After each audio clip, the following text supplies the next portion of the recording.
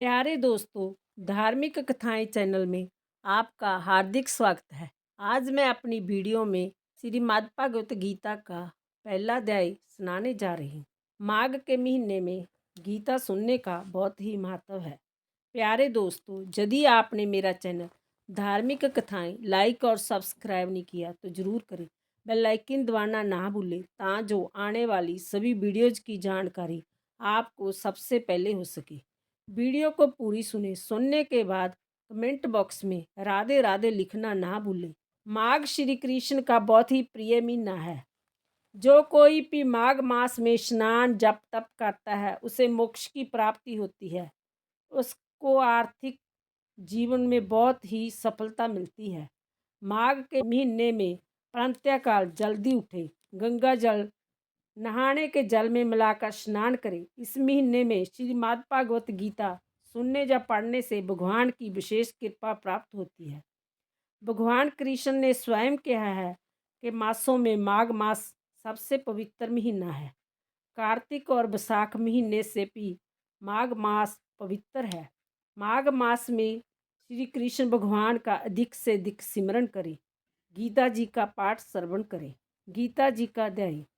एक समय में पार्वती जी ने पूछा, हे महादेव जी, किस ज्ञान के बल से आपको संसार के सब लोग शिव कहकर पूजते हैं?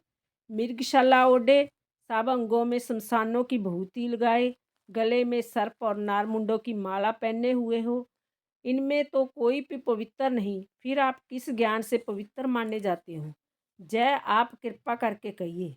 श्री महादेव जी बोले, हे प्रिय, सुनो, गीता ज्ञान को हृदय में धारण करने से मैं पवित्र माना जाता हूँ और इस ज्ञान से मुझे बाहर के कर्म नहीं व्यापते।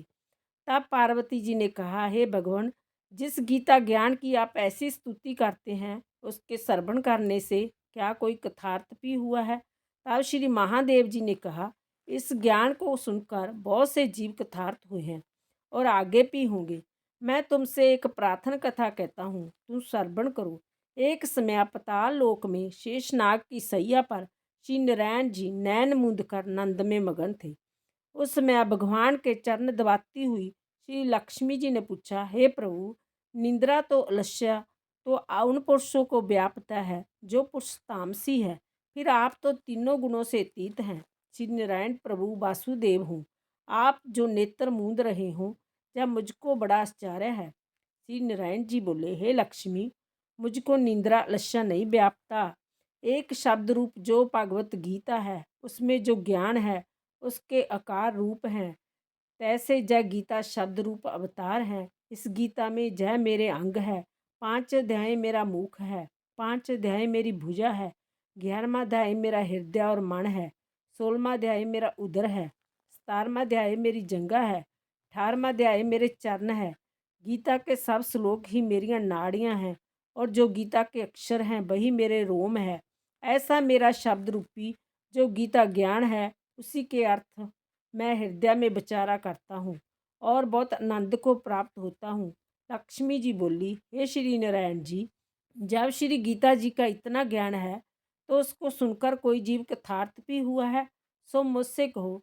तब श्री नारायण जी ने कहा, हे लक्ष्मी, गीता ज्ञान को सुनकर बहुत से जीव यथार्थ हुए हैं, सो तुम श्रवण करो। एक शूद्र वर्ण प्राणी था जो चंडालों के काम करता था और तेल लवण का व्यापार करता था। उसने एक बकरी पाली। एक दिन वह बकरी चराने को वन में गया और वृक्षों के पत्ते तोड़ने लगा। वहाँ उसे एक सर्प ने डस लिया, जिससे वह तुरंत मर गया। मरकर उसने बहुत नरक भोगे। फिर बैल का जन्म पाया। उस बैल को एक भिक्षु ने मोल ले लिया। वह भिक्षु उस पर चढ़कर सारा दिन मांगता फिरे। जो कुछ भिक्षा मांग कर लावे वह अपने कुटुंब के साथ बैठकर खावे। वह बैल सारी रात द्वार पर बंधा रहे, उसके खाने पीने की भी खबर ना लेवे, कुछ थोड़ा सा भूसा उसके आगे डाल देवे। जब दिन चढ़े फिर बैल पर चढ़कर मांगता फिरे। कई दिन गुजरे तो वह बैल भूख का मारा गिर पड़ा, किंतु प्राण नहीं निकले।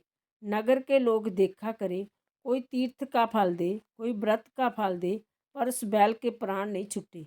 एक दिन एक गणका आई, उसने लोगों से पूछा, यह कैसी भीड़ है? तो उन्होंने कहा, इसके प्राण नहीं निकलते। नेक पुण्यों का फल दे रहे हैं तो भी इसकी मुक्ति नहीं होती। तब गणका ने कहा, मैंने जो कर्म किया है उसका फल मैंने इस बैल के निमित्त दिया। इतना कहते ही बैल की मुक्ति हो गई। तब बैल ने एक ब्राह्मण के घर में जन्म लिया। पिता ने उसका नाम सुशर्मा रखा। जब बड़ा हुआ तो पिता ने उसको विद्यार्थी किया। तब उसके पिछले जन्म की शुद्ध रही थी। जाति सुंदर हुआ। उसने एक दिन मन में विचार किया, जिस गणका ने मुझे बैल की जोनी से छुड़ाया था उसका दर्शन करूं।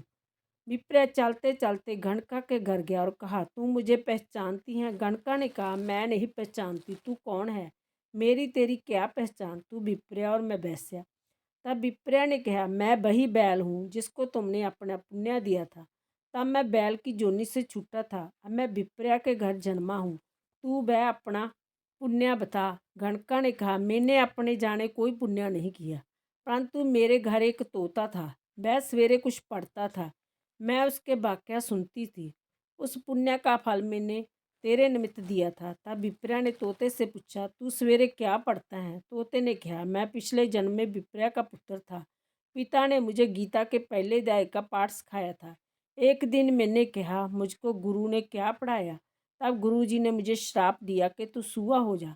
तब मैं सूआ हुआ। एक दिन फंदक मुझे पकड़ कर ले गया और एक विप्रा ने मुझे मोह ले लिया। वह विप्रा भी अपने पुत्र को गीता का पाठ सिखाता था। तब मैंने भी जय पाठ सीख लिया। उसी दिन विप्रा के घर चोर घुस पड़े। उनको धन तो प्राप्त न हुआ, किंतु वह मेरा पिंजरा अड़ा के ले गए। जय गणका उनकी मित्र थी। वह मुझे उसके पास ले आई। सो मैं नित्य प्रंत्य गीता जी के पहले अध्याय का पाठ करता हूँ।